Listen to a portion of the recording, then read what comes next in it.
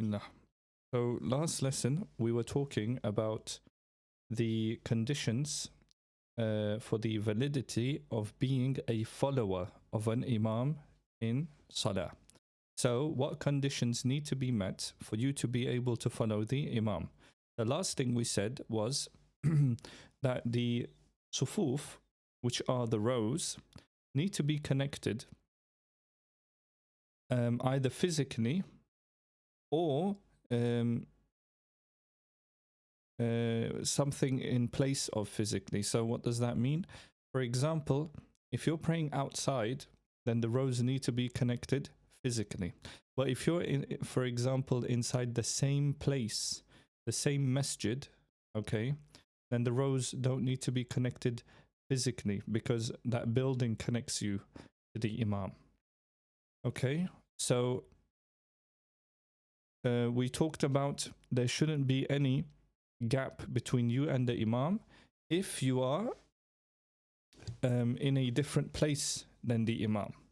Okay, but if you're in the same place as the imam, as in the same prayer hall, then there can be a gap between you and the imam. Obviously, it would be makruh to have a big gap between you and the imam, but for whatever reason, you can pray all the way at the back of the masjid while the imam is at the front. That prayer would be valid because you are in a what we call makan wahid, which means you are in one place as the imam. But outside, we consider outside around every 3 steps to be a new place. So when you're outside, every 3 steps we count that as a new makan, a new place. Therefore, when you're praying with the imam outside, the sufuf, the rows need to be connected together because that is what's connecting you to the imam. Now, if between you and the imam there was a river, and that river is big enough for like a canoe to go past, so around 2 meters, then you would be counted as a different place than the imam, okay, a different location than the imam. Even though you can see the imam, you can hear him, right? Because you're in a different location, you're not allowed to follow him, okay? Now, 11th condition is the imam is not in one location and the follower is follower in another. So like we said, the location needs to be one, even if the position of the imam is not obscured from the follower. Like we said, there's a river between you or there's something between you, you can still see and hear the imam, but there's nothing connecting you to his location. Okay. The imam is not riding whilst the follower is walking. Why? Or vice versa. Or the follower and imam are not riding on the same animal. Okay, so this isn't going to happen anyways, so you don't have to worry about this. The follower is in a ship and the imam in another ship that is not tied to it. Okay, so all of these, the locations are different. The follower is not aware of anything concerning the imam's state that the follower regards or believes to be something that nullifies the prayer. For example, flowing blood exits the body and the imam does not repeat ablution. Okay, so the follower needs to, in his heart, believe.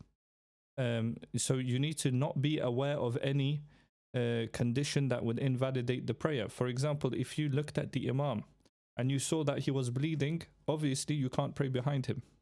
Okay. Now, the imam might not repeat his ablution, he might be Shafi'i. Okay, but that means you can't pray behind him only if you see it. Okay? So, as long as you're not aware, that's fine. Okay, so the imam, he might not have wudu according to Hanafi. He might have wudu according to Shafi'i. And he might still need the prayer, and you might pray behind him because you don't know. That's fine. Because according to Imam Shafi'i, both of your salahs are valid. But if you were to see something that according to you it breaks the wudu, okay, then obviously because of that now there is no uncertainty, because you know with the yaqeen, you know absolutely that this imam's prayer is invalid, then you cannot pray behind him. It is permissible for the one who performed ablution with water to follow an imam who performed dry ablution. Okay, it is permissible. So if the imam is getting tayammum, he can lead the prayer for someone who gets wudu with water. The one who washed to follow the one who wiped. We're talking about after going to the toilet. Okay, if somebody washed with water and the other one only wiped with like 3 stones, obviously nowadays toilet paper, and the one praying standing to follow the one praying sitting or is hunchbacked, even if he is so hunched that he is in a bowing position. The one performing the prayer with head gestures may follow. Okay, so over here it's giving permissibility of many of these things. Okay, so normally we would look at this and we would say this is not allowed. Okay, so someone who gets wudu with water should not normally follow someone who is getting wudu with tayammum, because that would mean the imam is a lower rank than the follower. Okay, but over here it's saying it's permissible. The one who washed to follow the one who wiped. The one praying standing to follow the one praying sitting or is hunchbacked, even if he's so hunchbacked that he's always in ruku. Okay, and what did we say that was? His hands are touching his knees. The one performing the prayer with head gestures may follow an imam who is also performing head gestures, unless the imam is lying on his side and the follower is sitting or standing. Okay, because then the follower, because of him sitting and standing, he would be above the imam, which is lying down. So we're talking about sick people in beds, right? In which case the prayer is not valid. The one performing nafila prayers, even taraweeh or emphasized sunnahs, may follow an imam performing the obligatory prayer. What does that mean? That means you can pray behind the imam as long as your intention is lower than theirs, but your intention cannot be higher than the imam's. For example, if the imam is praying a wajib or a sunnah, you cannot be praying a fard. Okay, because that would make your salah on top, like above theirs in rank. Okay. If in the follower's opinion, the invalidity, also many of these things, I know this book doesn't, it's sort of like a beginner book. It's a long beginner book, but it is a beginner book in the sense that it doesn't really talk about all the arguments that happen around these ahkam, around these rulings. Okay, so these rulings, there are other ulama that say the opposite. Okay, and because of that, now I'm not going to get into details, but because of that, you may hear things which are contrary to what we're reading here, and that's quite normal. In Hanafi fiqh and any fiqh really, you'll have a bunch of ulama which have different opinions. So if in the follower's opinion, okay, the invalidity of the imam's prayer becomes apparent. Okay, so for whatever reason you believe that the imam's salah is invalid, he made a big mistake or he did something or something else, right? For whatever reason, if you believe that the imam's salah is invalid, then your salah becomes invalid. The follower's prayer is invalid and must be repeated. Similarly, if an imam leads people in prayer whilst being in a state of minor or major ritual impurity, or does not fulfill a condition or obligatory integral, it is incumbent upon him. Okay, so let's say the imam messed up real bad. To inform people to the extent possible, you have to tell the people. Okay, you can't keep it a secret. You can't say, may Allah just forgive me, I'm too embarrassed to tell everybody. It doesn't matter if it was a Jummah prayer. It doesn't matter if it was Eid and there were thousands of people behind you and you were the imam of the Kaaba, right? At the moment, you have to tell the people if you messed up, and you have to just take that embarrassment and live with it. I've had to do this before. It's very embarrassing. I've had to call people up on their phones and tell them to repeat Aisha. It's very embarrassing, but when it happens, you have to do it. If the invalidation occurs after the prayer has become completed, the follower does not repeat his prayer. Okay? The imam apostatizes and some of the prescribed prayer time remains after leading a congregation in Dhuhr, the imam, but not the congregation, goes to the Friday prayer, hence the Dhuhr prayer alone becomes invalid. So let's read that. If the invalidation occurs after the prayer has been completed, okay, the follower does not repeat his prayer. E.g., the imam, for some reason, leaves Islam and some of the prescribed prayer time remains. Or after leading a congregation in Dhuhr, the imam goes to the Friday prayer. Hence his Dhuhr prayer alone becomes invalid. So what we're saying is the the salah was valid until after salah he did something which invalidated that salah. And there aren't many examples of this being able to happen. So we're not talking about, for example, the imam prayed without wudu and then the jama'ah found out later on. That's not what we're talking about. What we're talking about is that imam did something after prayer which invalidated his prayer. And that's why it's given an example of apostatizing, because if somebody leaves the fold of Islam before dhuhr time has ended, so obviously he's considered a kafir, and because he's considered a kafir during dhuhr time, whoever prayed behind him during dhuhr has to pray their salah again because they prayed behind the kafir. Okay, so that's why it's given an extreme example like this. And some of the prescribed prayer time remains. Or after leading a congregation in dhuhr, okay, he prayed dhuhr as an imam, and then he went to Friday. When you go to Friday prayer after praying dhuhr, your dhuhr salah is invalidated because Jum'ah prayer, right, Friday prayer, is in place of dhuhr that day. And you might be asking, how has this person prayed dhuhr as an imam, then gone to Jum'ah? It's possible that this person lives in a village, and the people that live in villages, they don't have to go to Jum'ah. Jum'ah is for people that live in cities. So it's possible that he was the imam in this village, he prayed the dhuhr, and then he decided for whatever reason that he was going to get up and he was going to go to Jum'ah in the city. If he does that, his dhuhr prayer is invalidated. However, the people that prayed behind him, the other people in the village, they don't have to repeat their prayer. Okay. Now, there are valid reasons for not attending the congregational prayer. We're not talking about Jum'ah. We're talking about any and all congregational prayers. Now, this should allow us to understand the importance of not praying by ourselves and of praying as a jama'ah in the mosque. Okay, so these are the reasons that would make it valid for you not to go to the mosque, for example, for Dhuhr, Asr, Maghrib, Isha, and Fajr. Okay, there has to be severe rain or cold. Okay, so what does severe rain or cold mean? Severe heat is not typically listed as recommended to lay Dhuhr until it is cool. However, if this severe heat has the same ruling as severe cold. So we can say severe weather, okay, and severe rain or cold. The second one is fear, right? You fear for your life or your possessions. Okay. Number 3, intense darkness. That's not really a problem nowadays. Number 4, imprisonment of a debtor who is unable to pay his debt, or the one who is wrongfully imprisoned. Okay.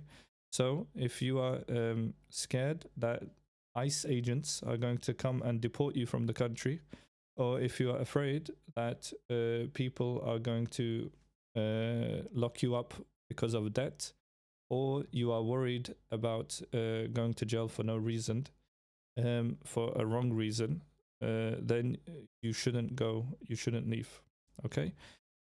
If it's not wrongfully imprisonment, then you need to go to prison. This is, of course, if the prison sentence is according to Islam, as in if it's not harsher than what Islam would have given you. Okay? So, for example, if you, let's say, I don't know, if the police were after you for pirating a movie, right, and they want to put you in prison for like 20-30 years for distributing copyrighted material, Islam would never give a ruling like that. Therefore, we would still say this is wrongfully imprisoned. Okay. A blind person, one who is semi-paralyzed, an amputee, the ill, or the lame. Okay. Obviously, blind person, you don't expect them to go to Jama'ah. Someone who's semi-paralyzed, someone who's an amputee, the ill person, or a lame person. Number 6, there's heavy mud, even if the rain has stopped. Okay. Physical disability and elderliness. Revision and reading Islamic jurisprudence as a class that one would miss. So this class here that we're reading right now, if, for example, we delayed this all the way until after Isha, and you are either going to miss this lesson or you are going to go miss the jama'ah. We would say to miss the jama'ah and not miss the lesson. Okay? So that's 8. Number 9, the presence of food one craves. So if you're craving food and food is ready to eat, then you shouldn't go to the masjid. You should eat food. Why? Because if you go to the masjid and you are craving that food, there's no point you're going to be craving that food while you're praying. Number 10, holding back the urge to urinate or defecate. 11, when one intends to travel. Okay, so you've got a flight to catch. You're not going to be too worried about missing the jama'ah in the masjid. Attending to a sick person. So the sick person and his carer, they're both allowed not to go to the masjid. Severe winds at night, not during the day. During the day, you can, is not a problem. If it's at night time, severe winds at night, then you don't go. Reason being, I believe severe winds at night will make you lose your direction. If it's dark and windy and you call for help and no one can hear you and whatnot. So these sort of things, you don't go. Fearing loss of wealth. Okay, this doesn't mean like you're afraid that you're not going to make a couple more pounds as a taxi driver. This is fearing loss of a big amount of wealth, right? Either it gets stolen or whatever the reason. If like, that's why we say wealth, right? And not just the taxi drivers. Of course, the taxi driver could be driving instead of going to the masjid, and he would make more money. So this would technically be fearing loss of wealth. But then again, the taxi driver is his own boss, and he can just make up 1 or 2 hours at the end of the day. So this is not a loss of wealth for him. But when one is barred from the congregational prayer by a prohibitive cause, which is a valid legal excuse, for example, being semi-paralyzed, ill or elderly, and one intended to be present, if it were not for that cause, one attains the reward of the congregational prayer through the bounty of Allah Jalla Jalaluhu. So if you, for example, had a physical disability and you made the intention that, Ya Allah, if I didn't have this physical disability, I would go to the masjid for every single salah and I would pray behind the imam. If you make this intention and you're true with this intention, Allah will give you that bounty. Okay? Allah will give you that reward. Because it's not your fault that you can't go to the masjid. The same goes for any of these things. Like if you are ill or you are taking care of an ill person, but normally it is your it is in your character to go to the masjid and pray your salahs there, then you would get the reward for that. The one with the most right to be the imam in order of preference. Okay. Now, if there are a couple people and they all have knowledge and whatnot, and you want to figure out who should be the imam, then this is what you look at. So if one of them is the sultan, obviously he leads it. Then the emir, which is the person who the sultan decides, as in, like, usually that would be the councillor. So if the Liverpool City Council, for example, in London, let's say you go to London. I prayed with Sadiq Khan once. You go to London, Sadiq Khan would be the imam because he's the emir of London. Okay, not the sultan. He's not a sultan, but he's an emir. Emir usually is like a councillor. So if your councillor is a Muslim and he goes to the masjid, then we would put him as the imam. And this is in order of preference. So knowledge comes all the way down. The one learned, so knowledge is down here. So even though Sadiq Khan is not more knowledgeable than the imam over there, he should be the one that leads the prayer. Householder, even if the house is hired, the district judge is preferred to be appointed imam of the mosque. Okay, so the householder, which means if you have guests in your house, and even though, for example, you might have a big alim come to your house as a guest, you are the one that leads the prayer. Okay, unless you allow the other person to be the imam. Okay, even if the house is hired, so you don't have to be the landowner. Okay, the district judge is preferred to the appointed imam of the mosque. Now, the district judge, what does that mean? Now, in Liverpool, we have many masjids, right? In London, we have loads of masjids. Every masjid has its own imam. What happens when an imam visits another masjid? Who leads the prayer? Is it the imam that was always in that masjid or the one that is visiting? It's obviously going to be the imam that was always in that masjid. Okay, we don't undermine our imams. When an imam visits another imam, whoever's masjid it is, he leads the prayer, unless obviously that imam says, please, you go ahead and lead the prayer. But then again, you should still try to refuse. Okay? Most learned about the rulings of the ritual prayer. So number 5th is the most alim person. You would expect this to be number 1, right? Why? This 4 is assuming that these people already know how to lead the prayer. Okay? It's not very difficult to get wudu. It's not very difficult to lead the prayer. That's why we don't need, like, the imam doesn't have to be a huge alim who's, studied fiqh his whole life. As long as the sultan knows enough about Islam to get wudu and to lead the prayer, then he'll lead the prayer. The emir too. That's why I said Sadiq Khan, even though he's not an imam, right? Now, I'm saying Sadiq Khan, but I don't even know the person. I don't know his aqidah or anything, right? So just take it as an example. The emir, considering that he knows enough how to get on how to get wudu and lead the prayer. The district judge, okay. District judge being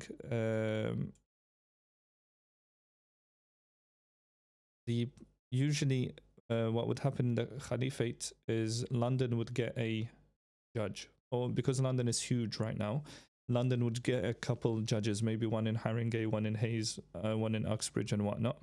Another judge, for example, Liverpool, you might get a judge. Liverpool will most likely just get one judge. Manchester might get like 2 or 3 judges, and wherever their districts are, whoever that the judge over there is, he should be the one that leads the prayer. Okay, if these 2 people aren't there, the Sultan and the Emir aren't there, okay, then the judge, because these people are. So the Sultan is obviously the Sultan. He's the Imam of everybody. The Emir is someone who the Sultan has picked for that place. The district judge, again, is picked by the Sultan, or the Emir, which has been picked by the Sultan, okay? So this is to do with, these are already our Imams. These people are already our Imams. They should be the ones leading the prayer. This person, obviously, if you are, if it's your house, you lead the prayers, okay? Most learned about the ritual prayer comes 5th place, right? Whoever knows about the rulings of the ritual prayer and its sunnahs only on the condition his religious character is not defamed, okay? So as long as he hasn't been defamed, any alim, any scholar, any imam, a real imam, they should be the ones leading the prayers, the one who knows the most about the sunnahs, the one who knows the most about the adab in salah and what to do if things go wrong, right? We talked about the wajibat in salah. What happens if you miss Fatiha, for example? What happens if you forget to read out loud? What happens if you, and this and that, when you have to do the sajda of forgetfulness? Once you get this all down, then you should be the imam, okay? If no one else knows these, you should put yourself forward as the imam. 6, let's say, now these 3 people aren't here. These are all the same. Let's say we've got 2 people who are both very good with salah. They both know the sunnahs and everything about salah. So you've got 2 imams, the one with the best and most correct recitation. And we're talking about tajweed, not voice. Okay? Now, when we say correct recitation, we mean tajweed. The one with the best would mean makhraj. Okay? So as long as he can pronounce all the letters nicely and his tajweed is correct, okay, we put him in front. If they're both the same again, what do we do? So they're both alims and they both have good tajweed. The one who has the most taqwa. Okay? Let's say they're both the same, right? They both have great taqwa. The one who has been Muslim longer. Okay? Which ties into the eldest one. Okay? So whoever's been Muslim the longest and reverts, you're in a disadvantage here. He leads the prayer. Okay? And let's say they're both Muslim since birth, whoever's the oldest, because then the elder one leads the prayer. Even if they're both, for example, let's say they both, one of them is a convert and the other one is Muslim from birth, but they're both, for example, been Muslim for 20 years. Again, the elder one would lead the prayer, in which case this would be the convert. Now, the noblest in character. So after this, let's say they're the same age, okay? The one who is most noble in character. After that, the most handsome, because we've got nothing else, right? The most handsome, the one who has the most noblest of lineage. Okay, so if it's a Sayyid, then they would lead the prayer. So being a Sayyid, right, or a Sayyida, obviously we're talking about being an Imam. So being a Sayyid comes 12th. Okay. 13, possessing the best voice is at 13. So remember we said up here that was makhraj and tajweed. Best voice comes all the way after lineage. Okay, so having a good voice doesn't mean you're going to lead prayers. It's all the way number 13th in the list of thing we look at. 14, wearing the cleanest clothes. If they are equal in all of the above factors. Okay. So they've both got amazing voices and they're both wearing very clean clothes. Then what do? If they are equal in all of the above factors, they draw lots or the congregation appoints. Okay, then the jama'ah decides. Remember, they draw lots. Okay, so this could be heads and tails with the coin, or it could be lots, or the jama'ah picks. So whoever says that the jama'ah picks the imam, we tell them no, there are 14 things we look at and then we give the option to the jama'ah. The jama'ah doesn't decide the imam. When has that ever happened? Right? If the congregation differs, okay, so they're equal in all 14 of these things, their ages are the same, right? If the congregation differs, the view of the majority of the scholars, if present, is reckoned. Okay, then you would ask the other scholars. If other than the most rightful is appointed an imam. So if you get it wrong and you pick the wrong imam, they have wronged but not sinned. Okay, they've done isa, which is they've done the wrong thing. The other person should have been the imam, but it's not a sin. Okay, why is this important? Now, a lot of times in madrasas, they'll read these real fast. They'll have a little laugh about it, as we did with the oldest one and the reverts, the converts, the noblest in character, the handsome lineage and all that. They'll have a little laugh about it and they'll carry on. But this is actually telling us something. Okay, there is a meaning in here.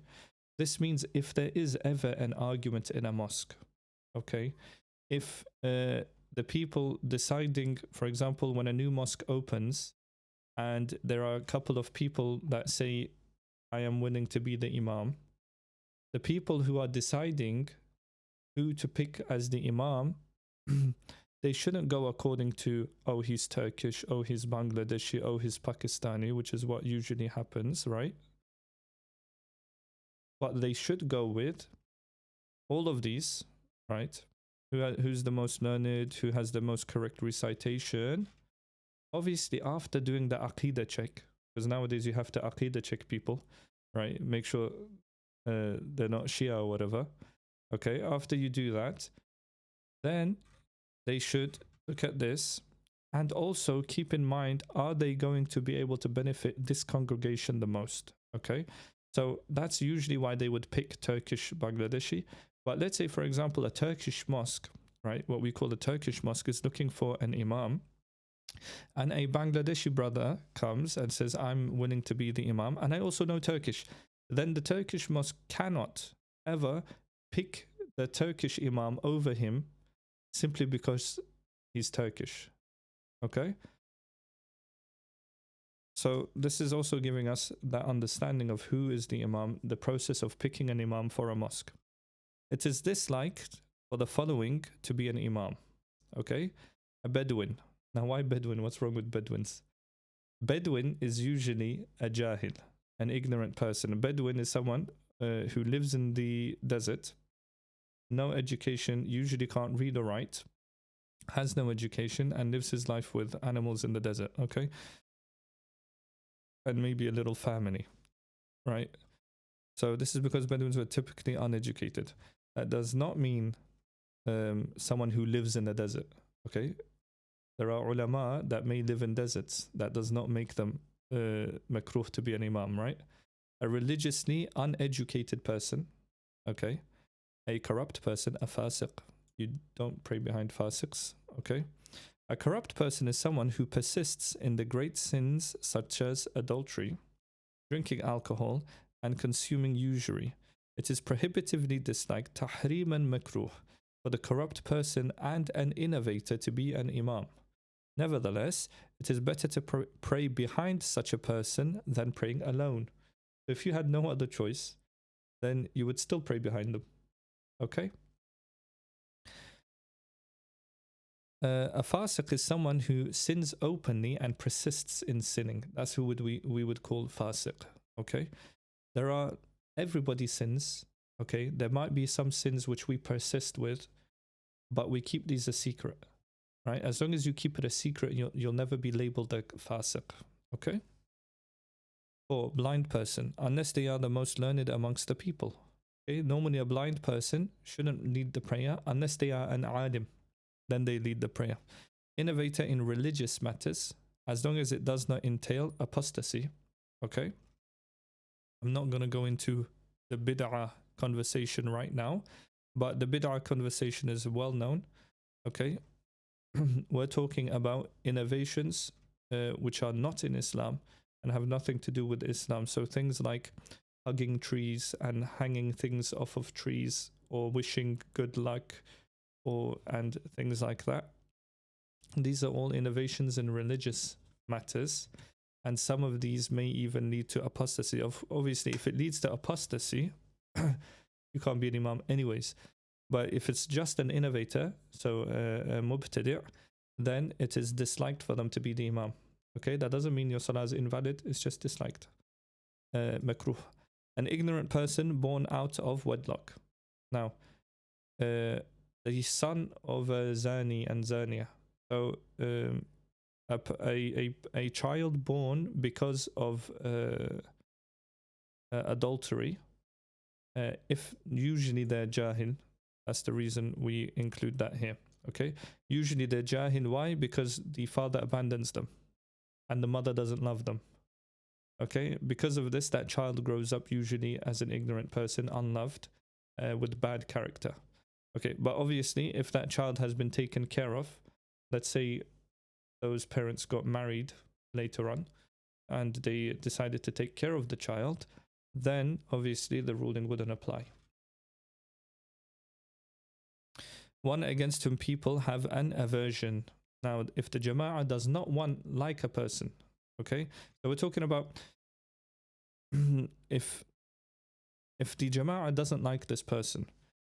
But also, you have to keep in mind that if the imam doesn't deserve it, and that's the reason they don't like him.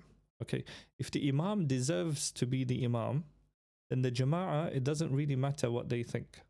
Okay, but if the imam is undeserving of the post and the people do not like him, then obviously it's makruh for him to be put as the imam, because not only does he not deserve it, the people also dislike him. It is disliked for the aforementioned to be an imam if an alternative is available. Otherwise, it is not, and the merit of the congregational prayer is attained. Okay, so it's not the end of the world. If there's an alternative, you go to the alternative. If there's no alternative, you pray behind them and you still get the reward of congregational prayer. Okay, so don't cause problems in the mosque. If, for example, you see these sort of things, you dislike the imam and this and that, and you believe that he's uneducated, okay, go to a different mosque or go to a different imam. Because even if they're uneducated, as long as they're praying according to the fiqh properly, then it's only makruh. Okay, there's no need to cause a big fight and chaos in masjids. The following are prohibitively disliked. So tahrim and makruh. Okay, prolong the congregational prayer upon the people. Okay, so to make the salah really long, this is tahrim and makruh. You will be punished for this. 2, a congregation where the worshippers are all naked. Okay, tahrim and makruh. If you're all naked, you should pray separately, sitting down, covering yourselves. Okay, a congregation of women only. But if they do so, it is mandatory for the female imam to stand in the middle of the front row, just like the naked do, if the naked decide to pray together. Okay, so a women-only congregation, tahrim and makruh. Okay, you'll be punished for it. But if they do decide to do it, then it's also mandatory, wajib, for the imam not to stand in front of everybody else. They should stand in the middle of the front saf. So what does it say? The women's congregation is tahrim al-makruh, yes. It is disliked for women to attend the congregational prayer in the mosque.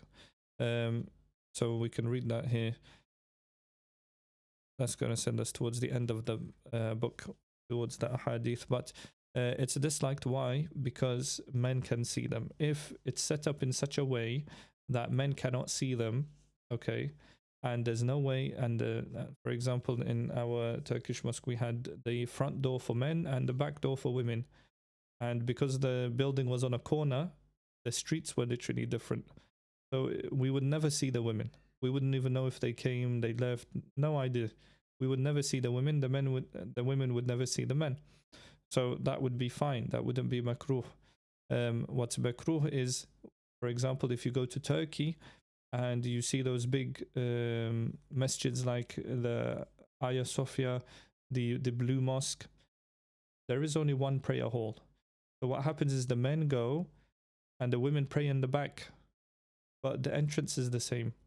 So now what happens is when the man wants to go to congregational prayer, he has to walk past a bunch of women. He has to navigate around a bunch of ladies to get to his prayer. And because of the mixing of men and women at the door of the masjid, and the fear that men and women may start conversing and talking, we say it's makruh for the women to go. Okay? And we're not talking about one-off things. We're talking about constant. Yeah? So if you decided today, I really want to go to the masjid, go to the masjid. It's fine. Even if it is the Friday prayer, the Eid prayer, or other religious khutbahs, sermons, this ruling also applies to old women, unless very old, and during both the day and the night. Similarly, it is disliked for a male imam to lead a group of women only in a congregational prayer in a house unless there is another male present with him. Okay? This other male does not have to be from the unmarriageable kin of one of the female followers. Rather, the presence of any man means that the imam is not deemed to be alone with the women.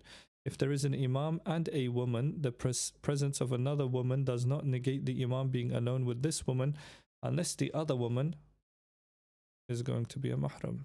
It's from the imam's unmarriageable kin, yeah, a mahram. Okay, so what is it saying here? It's saying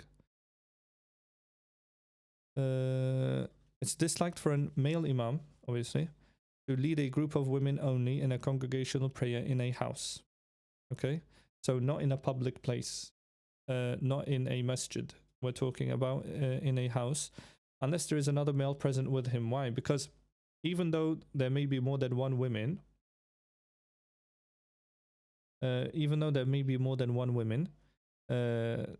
so he's not alone with a woman, still he shouldn't be alone with a bunch of women in a house. So there should be another male present with him. Does this mean the salah is invalid? No. Again, like we said, it's only makruh. The salah is still valid. Or a female who is from the imam's unmarriageable kin. Okay? Or the imam should have at least his wife or his mother or his sister, someone he's not allowed to marry or he's already married, with him. So that would make it okay. If one of the aforementioned is present in the house or he leads them in a prayer in the mosque, it is not disliked as it is not deemed being alone with the women he can marry. Okay? So Islam, we're very careful about having men and women mixing. Now if we go up here, so this man doesn't have to be related to any of the women. The extra man, sorry. So we said there should be an extra man with him. So either he needs a mahram with him or he needs a man with him, a second man. And this man doesn't have to be the mahram of any of the women. It could just be a random man unrelated to anybody there. Now the correct order of the rows in congregational prayer. Now I'm going to go past this quite quickly because it's not that hard. If there is one male follower, even if it's a child, he stands at the right of the imam. Okay, he doesn't stand behind the imam, he stands on his right. If he stands at his left or behind him, it is disliked, makruh. A single female follower stands behind the Imam, not to his right. If there is more than one follower, and I remember in one of the lessons we were asked, the book said that for jama'ah to be considered a jama'ah, it needs to be another male. Okay, so when the book said that, I believe it's worded incorrectly. It's another male or a mahram. So what it's saying is, if you're two people, the Imam is obviously a man. The person praying next to him is either going to be another man, or it's going to be a mahram, so either his mother, his sister, or obviously his wife, which he's already married. So she would be on behind him, but it would still be counted as a jama'ah. So a single female follower stands behind the Imam. If there is more than one follower, they stand behind the Imam. Doesn't matter male or female. If there's more than one follower, that's when you do sufuf. If the Imam stands in the middle of the followers in the front row, it is tahriman makruh, prohibitively disliked, as it is mandatory for the Imam to be in front of the first row. Okay? If the place of prayer is not restricted, it is disliked for one follower to stand by the side of the Imam whilst there is a row of followers behind him. So, as long as you've got space, you should be standing behind the Imam. If there's no space, then one person can stand next to the Imam, slightly behind obviously, and the rest do normal sufuf. The men form rows behind the Imam, followed by rows of children, then hermaphrodites, and finally women. Hermaphrodites are people who are born with both a male and female reproductive organ. So they're both men and women. Nowadays we get asked, for some reason, as a joke, sometimes we get asked, but the ruling is a serious one. What does a transgender person do if they've had, if they've transitioned? We say if they've had, obviously this would be a fatwa, but we would look at them as basically hermaphrodites.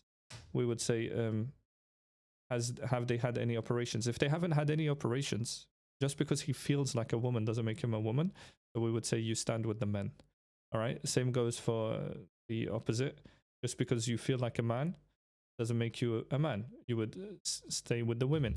But if a person's gone through all of these procedures, and they've had parts of them cut off, and they've had all of these injections and hormones done to them, we would look at them as hermaphrodites, in the sense that neither are they men nor are they women. Neither are they women, nor are they men anymore, because they've cut everything off and they've had all of these injections and they look like a woman.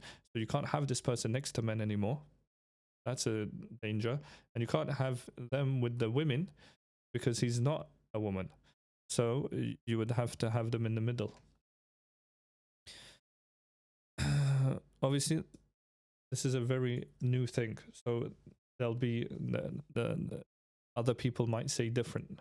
They might say just go to the women, or they might say something else. This is a brand new thing which has recently happened.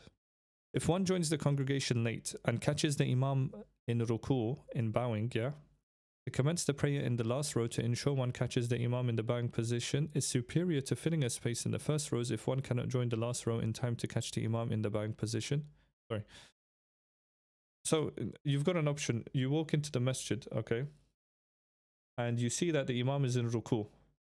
And if you go to the first saf, you're going to miss that raka'ah. So do you stand in the first saf where there's a space, or do you just stand wherever you are, second, third, fourth saf, and pray? So it says, if one joins the congregation late and catches the Imam bowing, to commence the prayer in the last row to ensure one catches the Imam in the bowing position is superior to filling a space in the first rows. Okay, so missing a raka'ah isn't good. Neither is not filling the first saf. But if you have to pick between the two, we say don't miss the raka'ah. Okay, someone else will fill in the first saf.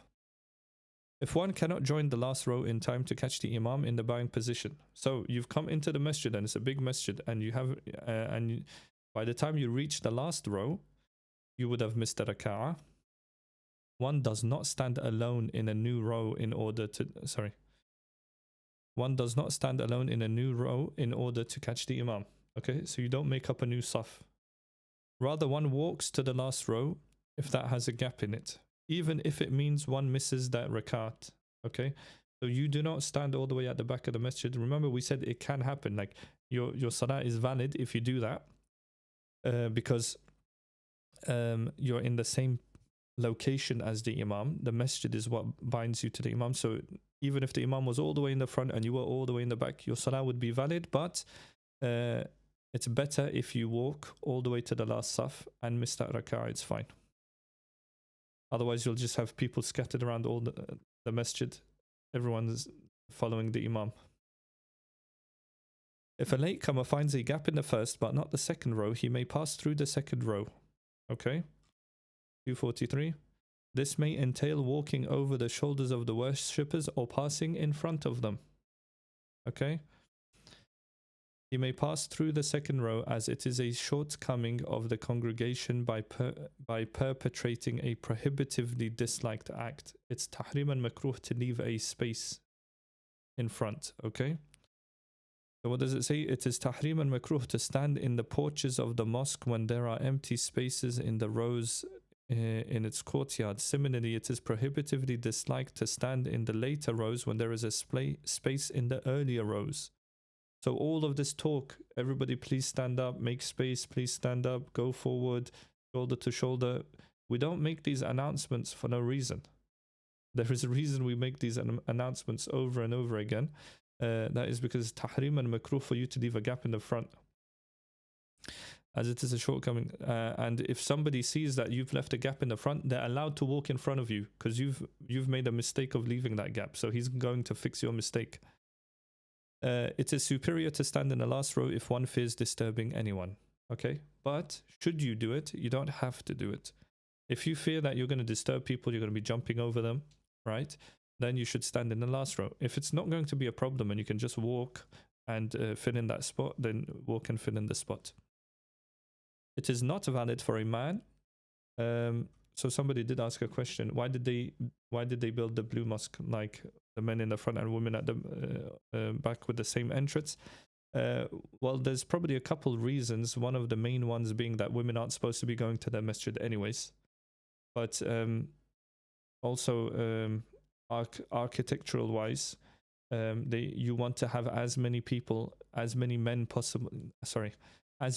in the same space as possible, because back then you didn't have microphones, so you couldn't put women in a separate building or in a separate room in a way that they're going to be able to see and hear the imam.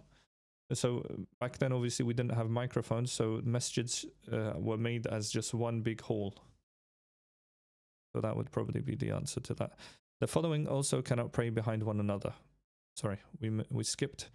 It is not valid for a man to pray behind an imam who is either female, a child, insane, drunk, or retarded. Okay? The one in a state of ritual purity may not follow someone with a valid legal excuse.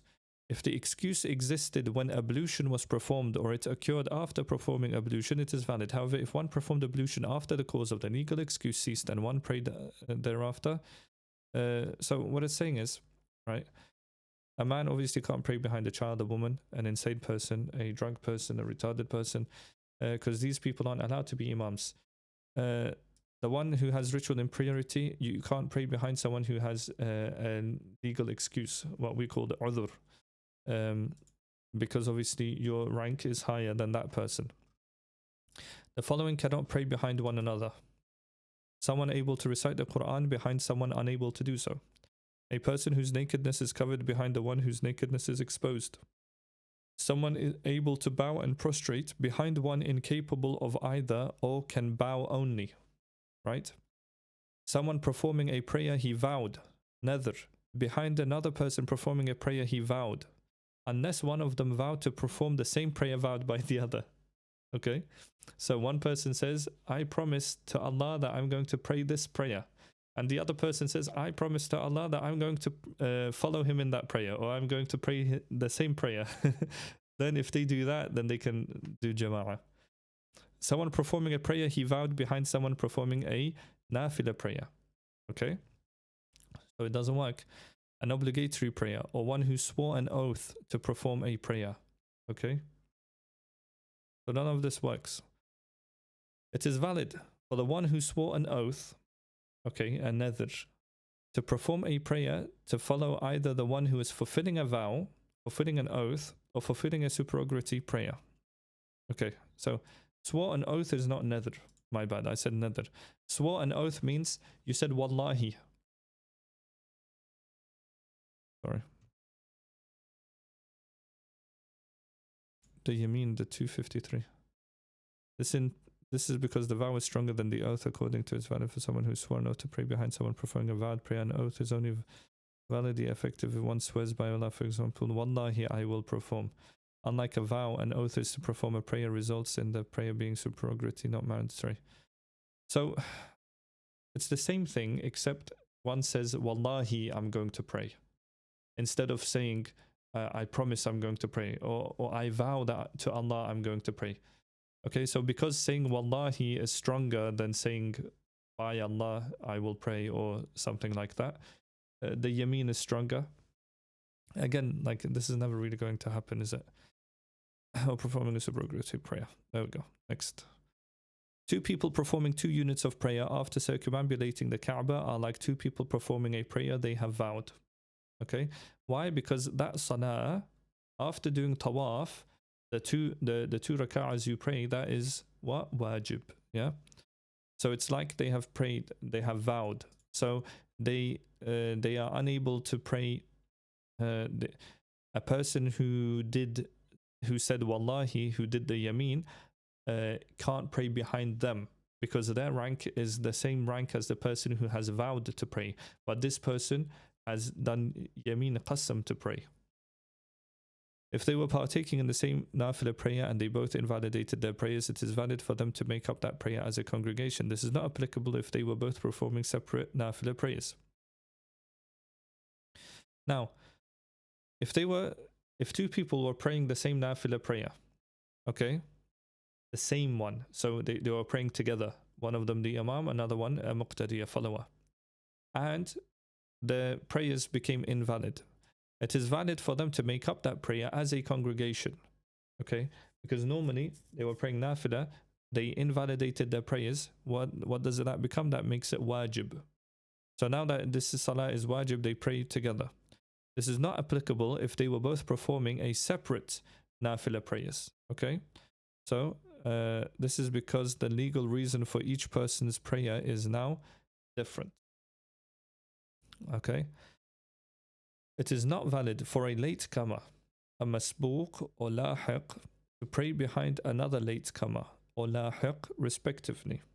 Neither can an individual who cannot recite sufficiently follow a dumb person, although the opposite is valid. Okay, a masbooq is someone who's missed a raka'ah. A lahiq is someone who like fell asleep inside salah and he's missed a raka'ah like that. Okay. Yeah. A latecomer, masbooq, is the one who joins the prayer after the first unit has been completed.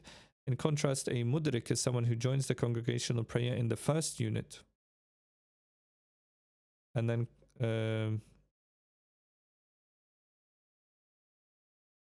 the first unit, and then completes the entire prayer with the imam. Mudrik is just a normal person, yeah? Lahiq joins the prayer but then misses some or all of the prayer because, for example, he is overcome by sleep, his ablution is nullified, or his imam is a traveler and he is a resident. Okay, so because of this, lahiq, you're adding something onto the salah at the end. Okay, if the imam performs the closing salams before the follower has completed recitation of the tashahhud, the follower needs to complete the recitation.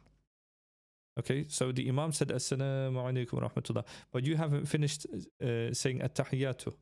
Okay, so you finish reading at-tahiyyatu, then you give the salam. This ruling also applies if the follower fears missing performance of the third unit of prayer with the imam. Okay, this ruling also applies. So even though the imam's gotten up for the third raka'ah and he's reading super fast, and you feel that if I finish at-tahiyyatu, I'm going to miss the third raka'ah, you should still read at-tahiyyatu. Okay? So let's read that again. If the Imam performs the closing salams before the follower has completed recitation of the tashahhud, the follower completes his recital. This ruling also applies, so he still completes his recital if the follower fears missing the performance of the third raka'ah of the prayer with the Imam. Okay, if the follower joins the congregational prayer during the first or final tashahhud and the Imam stands as he sits, or the Imam performs the closing salams, he completes the tashahhud and then stands, or he completes the tashahhud and then stands. So let's say you said Allahu Akbar and you sat down, and then as soon as you sat down, the Imam got up for the third raka'ah, you should finish your tashahhud. If the Imam rises from bowing or prostrating before the follower has uttered 3 tasbihs, he immediately follows the Imam. Okay, you don't stay in ruku when the Imam has gotten up. This is a problem, unfortunately. Not from the younger people that follow the Imam, but older people actually. This is a problem. What happens is, for example, when I was leading prayers, we had just like, I could see them from my peripheral vision.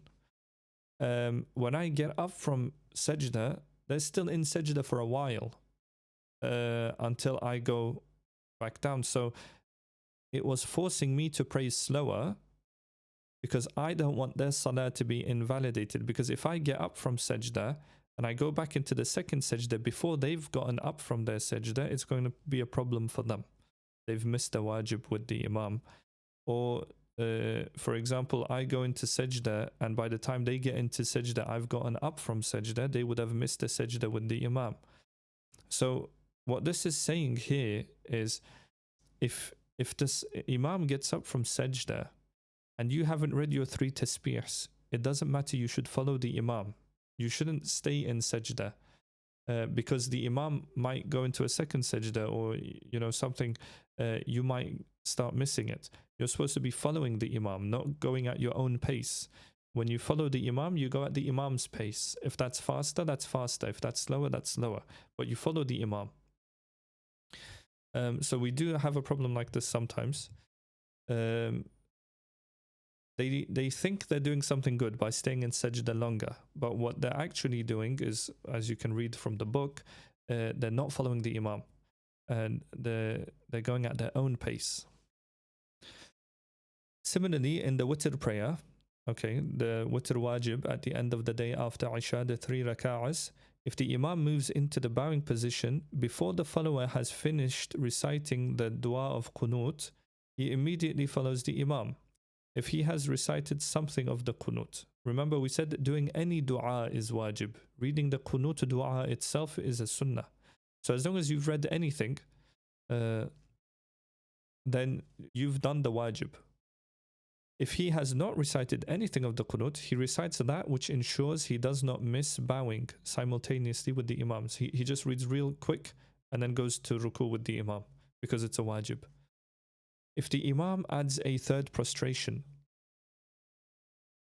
now you've got to pay attention here. If the Imam adds a 3rd prostration, a 3rd sajda, or forgetfully stands after the final sitting, the follower does not follow his movements, rather he remains seated in his position. If the Imam recalls his error and returns to the final sitting position before registering a surplus unit of prayer through the performance of a prostration, so the Imam's gotten up, as long as he remembers before he does sajda, then he saved it. But if he does a sajda, then that means he's added a unit, because we don't count the unit as a unit until you do the sajda. Once you've done the sajda, we say, okay, that's a unit. Okay, so if the Imam recalls his error and returns to the final sitting position before registering a surplus unit of prayer through the performance of the prostration, and he performs the closing salams, the follower performs the closing salams with him. So the follower sits, you sit. If the Imam does ruku, you sit. If the Imam gets up from ruku, you sit. If the Imam goes into sajda, you give salam. If the Imam doesn't go into sajda but he sits back down, you sit with the Imam and you wait for him to give salam and then you give salam. Understood? So if the Imam registers a surplus unit of prayer with the performance of the prostration, the follower performs the closing salams alone and does not wait for him. Okay? If the Imam forgetfully stands when he should have sat for the final sitting, the follower waits for him and utters a tasbih to make him aware of the error. Okay, so he says Subhanallah. If the follower does not wait for him and performs the closing salams before the Imam registers a surplus unit of prayer with the performance of the prostration, his prayer becomes invalid. Okay, you need to wait for the Imam to do a sajda. Once he's done a sajda, you are no longer following the Imam. But until he does a sajda, you're not allowed to give salam. You have to sit and wait for him. It is disliked for the follower to perform his closing salams after the Imam has recited the tashahhud, but before the Imam utters the closing salams. Giving salam before the Imam, what? It is disliked. Okay? But it doesn't invalidate the prayer. Why? Because the fard has been done. What was the last fard? It's the last sitting, and the tashahhud was a wajib. Yeah? So as long as that's been done, the final sitting's been done, then giving a salam is wajib. So you've not followed the Imam in a wajib, but you followed him in all of the fard. So your salah would still be valid. Now we're coming on to the dhikr, adhkar after salah.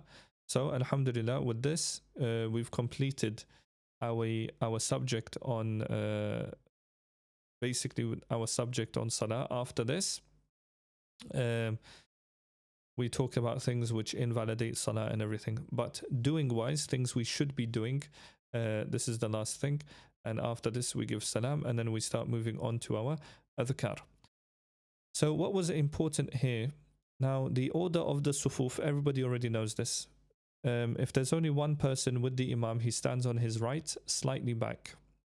If there's two people, or if it's just one female, you stand behind the Imam, so not next to him.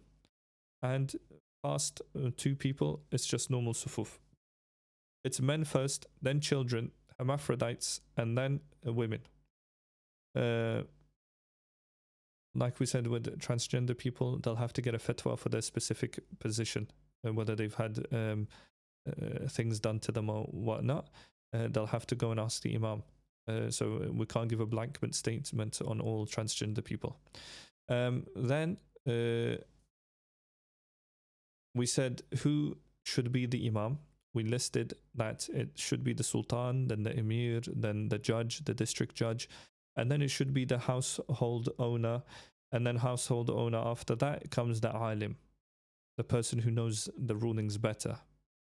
And then after the person who knows the rulings better comes the recitation, the makhraj and the tajweed, right? So ilm comes before the recitation. So that's why you'll see sometimes somebody's leading the prayer, his recitation isn't as good as the people behind him. It needs to still be valid, a valid recitation. It might not be good as the people behind him, but they've put him in front because he's the alim, right? So you can see that sometimes. And then after the recitation comes the other things. So we said this is what we should be looking out for with the Imam. We said women cannot be the Imam. We've said this multiple times now. If they do decide to pray together, we said how they should stand. The Imam, the woman Imam shouldn't be in front. So that's another tahrim and makruh she would end up doing. And that's why we say that the Hanafi women shouldn't follow the Shafi'i women when they do Jama'ah. Are we going to cover the latecomers prayer too? I believe so. Every fiqh book normally does. But if not, I'll just explain that.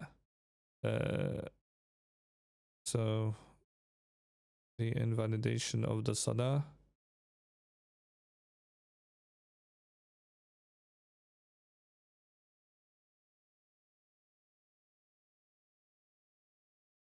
That is a long, and after that, I'll just have a quick look at the contents page. We'll cover the latecomers, but the latecomers isn't as hard as it sounds. Usually it's very easy subject. It can get a bit tricky, but you, just have to pay attention to it. So I'll open page 95. I'll end the recording here, and also anyone who wants to leave can leave the lesson.